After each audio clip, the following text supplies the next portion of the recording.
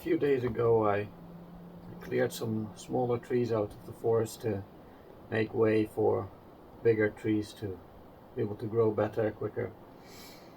And the plan was, still is, to put those small trees through the wood chipper to cover a small path from the lawn to the driveway with wood chips. So I was doing that, but then I heard a clunking noise and I saw some sparks coming from the wood chipper, and I thought, there's no nails in any of the trees coming from the forest. So then I checked, and both of the blades had snapped, broken in certain spots. So even though the wood chipper on the website claimed that it could handle branches up to 12 centimeters, I think this was it was quite a thick branch, and maybe there was a knot in the wood, and of course it just came from the forest, so it was wet probably, so probably just snagged and broke off the blades, because earlier it already got stuck on one of the blades, so maybe the blades weren't that sharp to begin with that day. Anyway, I wasn't finished with the job, so now after a few days of doing some other social stuff and some other chores, I have some time to look at the wood chipper and see. The blades are reversible, but I'll have to see what the damage is to see if I can reverse them, and otherwise I'll take them out, look at what type of blades they are, so I can order new ones. So let's start.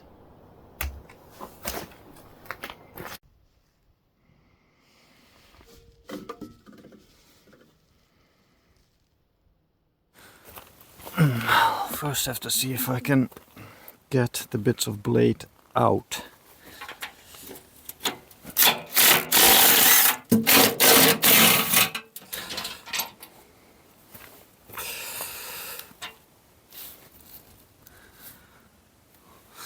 See if I can push it forward with a thin stick. I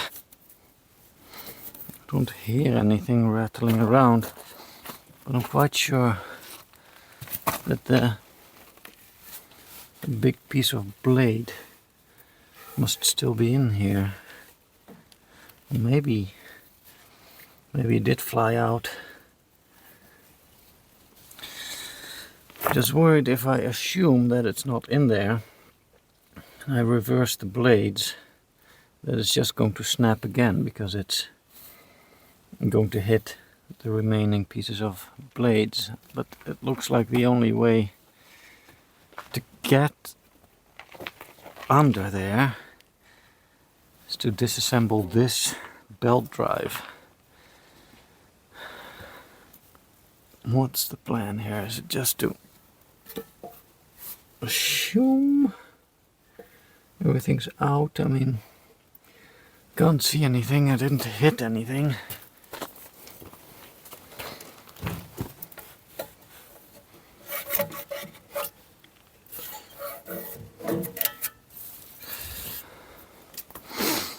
So I guess I'm just going to assume, because when you assume, you're usually right. Or is that not how the saying goes? Okay.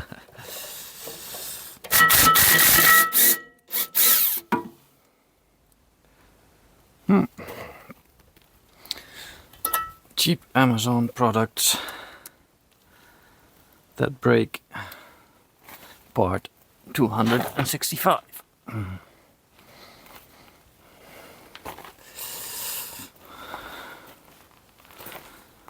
Yeah. Never meant to be used with such force, I guess. And now it's stuck on there.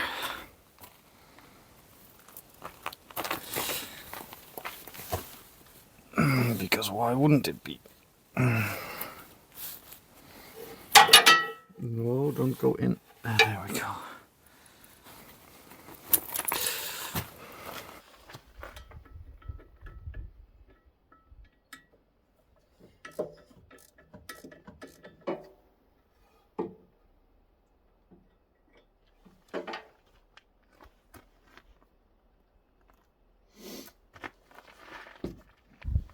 I just took the whole hood thing off so I could see better. This is the see better and reach better with a bigger ratchet. So this is the blade, and now it was on like this, so now I'm just going to flip it over, and this blade I think should be fine, but the other one is a lot more damaged. So I took some pictures of the sizes so I can order some new ones, and then I'll take the other one off. I'll put this one in, and then I'll order some new ones anyway.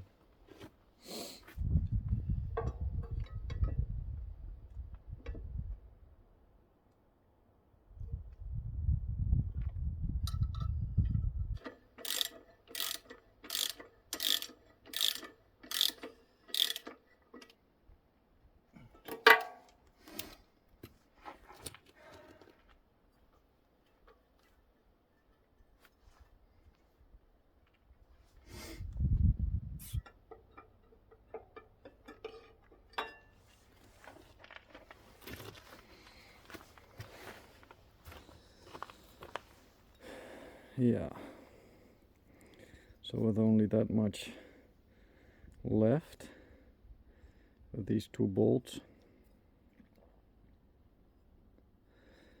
that can't take a lot, so I'm not going to reverse and put this back. So I'm not sure if it's these blades or the way that I'm using the wood chipper is because it's not really dull. The blade here is still quite sharp, but then there's just these bits flying off. Just see if I can find a replacement blade and then put it in, and then hopefully it'll be fine again.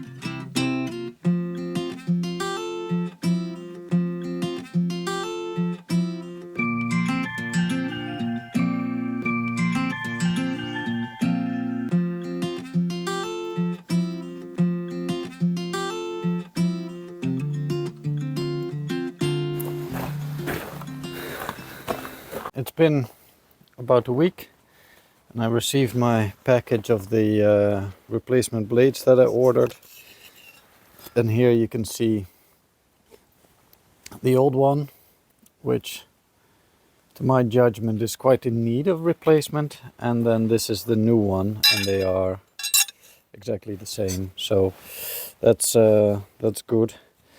They weren't very cheap though, so I think I've only used the wood chipper in total of about 2, maybe 3 hours, and then for this to happen in that short amount of time. So when I put this blade on, I'm just going to take it a bit easier on the wood chipper because, as I mentioned before, I think it claims to be able to handle branches up to 12 centimeters. But that's a bit much, so I'll just be a bit more careful, and I'll just chop off a lot more of the branches and then use the bigger pieces as firewood. It was just a bit more effective use of my time to be able to chop down a small tree and put it through the wood chipper in its entirety instead of chopping off one bit and then having to put it somewhere else. But I'll just do that for now, be a bit more careful. I do see there's already some minor damages on this as well, so it might just be the blades. Let's see if I can show it. See? Some weaknesses maybe already. But anyway, this will throw away, and then we'll put this one on. Aye. Don't drop the bolts into the wood chipper. Ah! What did I say?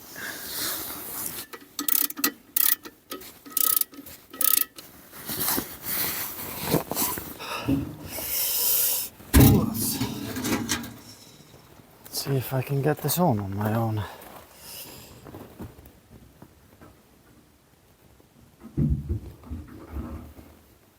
Okay.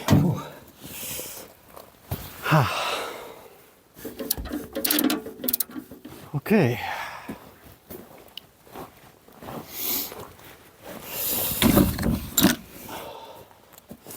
Let's take it to the leftover branches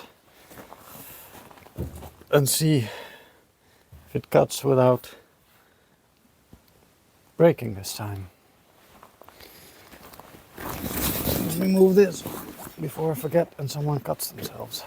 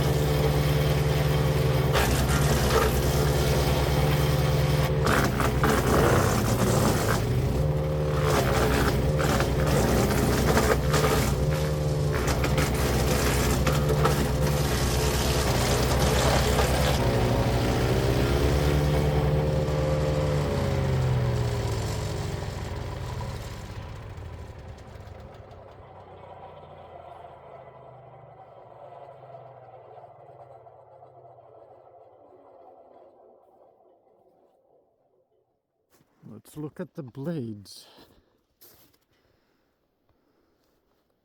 Don't put your Don't put your fingers in there, I said. There's no visible damage, so I think if indeed I just take it a bit easier and instead of 12 centimeter branches go for a max, let's say 6, 7. That seems to be fine.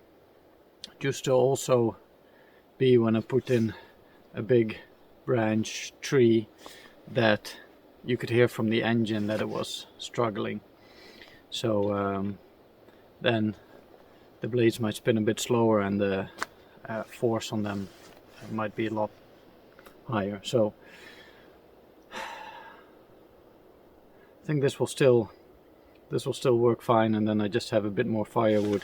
It's just when I can cut down on some work on some carrying around of logs, branches, then I usually prefer that. But hey, that's you don't always get to choose. So let's put it all back. Let's put those branches on the firewood stack, and then it's time for a hot beverage.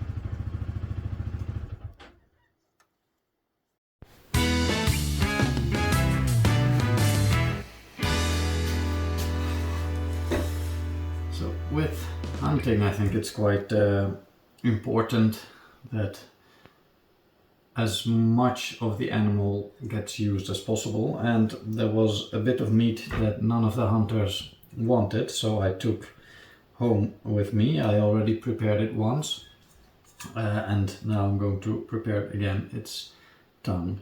This is a calf's tongue. Last time I took home a mature moose's tongue, so this is going to be a bit less meat than before.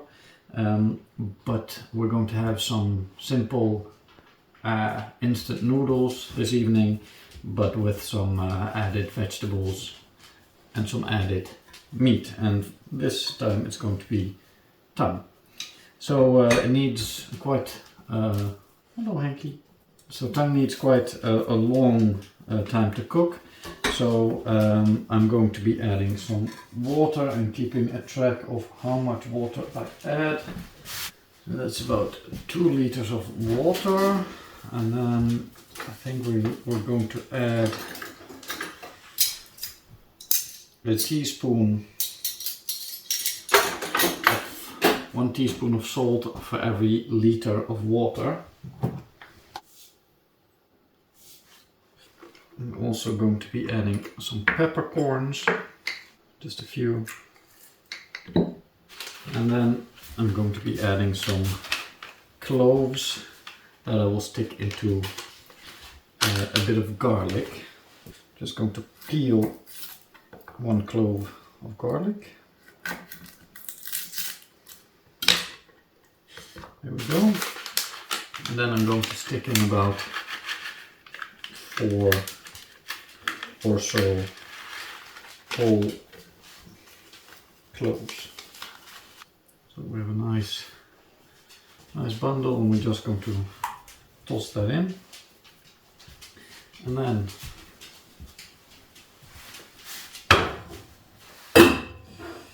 get it to a simmer, and then at least 2 hours. I'm going to stick it with a meat fork, see if the meat is soft, and otherwise 2 hours longer is also fine. And then peel off the skin, and then just slice it into thin pieces and put it on top of the noodle soup. Apparently you can also make it with some vinegar, and then you can make it into nice sandwich topping. But last time I just made it like this, and then it has a very nice, it's quite juicy, it still has a nice bite to it, and it has a nice hearty, wintry flavor because of the cloves. A correction, it was actually 1 tablespoon of salt per liter water. I checked the recipe because it seemed a bit little, and I seem to remember from last time that it was quite a bit of salt. So I added the extra salt, and I also added half a leaf of laurel, which I didn't do last time, so we'll see. But it seems to fit the cloves and garlic theme well, the wintry flavor theme, so I added it, and we'll see. So it's almost, well, it seems to be simmering, so I'll deal with that. And then we'll check back in about 2.5 hours. So it's been on the fire now for about 2.5 hours. I checked it earlier with a meat fork, and it was the meat was very soft. And then I switched off the heat. I took the dogs for a walk, and now the pan still very warm. But now I'm going to peel the tongue, and then I'll put it back in the water until we're ready to eat. Let's see.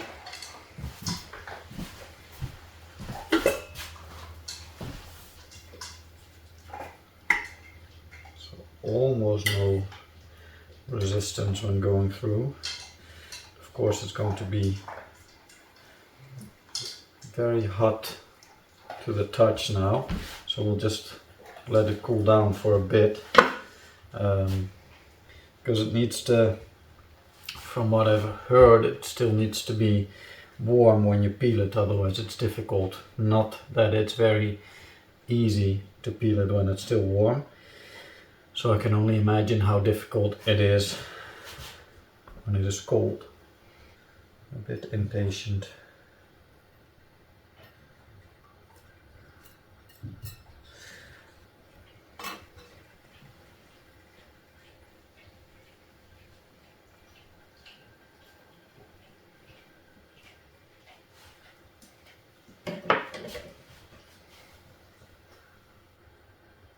There we go. Found a good beginning.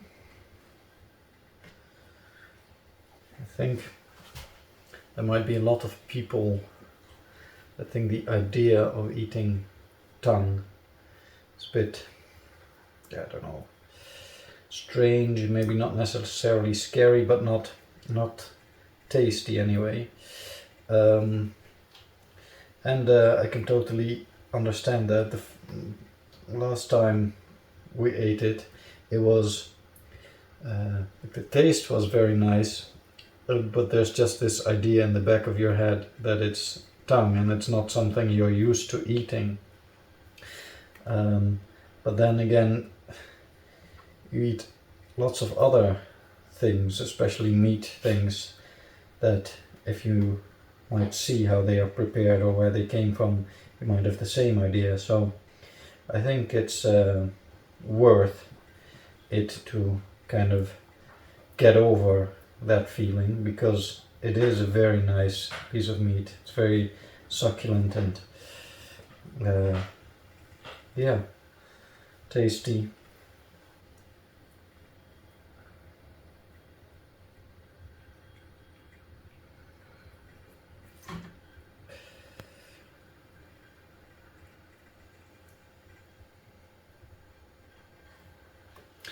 There we go. Okay. So now that's peeled. Then I'll just put it back in the warm water until we're ready to eat, and then slice it into slices. Let's just show a slice, and then I can also have a taste and share a little bit with the dogs. So it's very nice. It has there's a nice texture and it's very juicy. I don't know if you can see that, but it's quite juicy and it's quite fibrous. I'm not sure if that makes it better or worse for some of you, but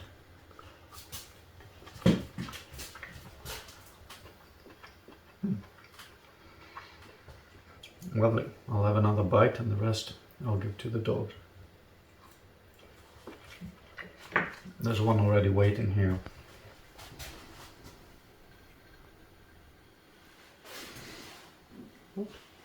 Hey, kom. Goed Waar staat het dan?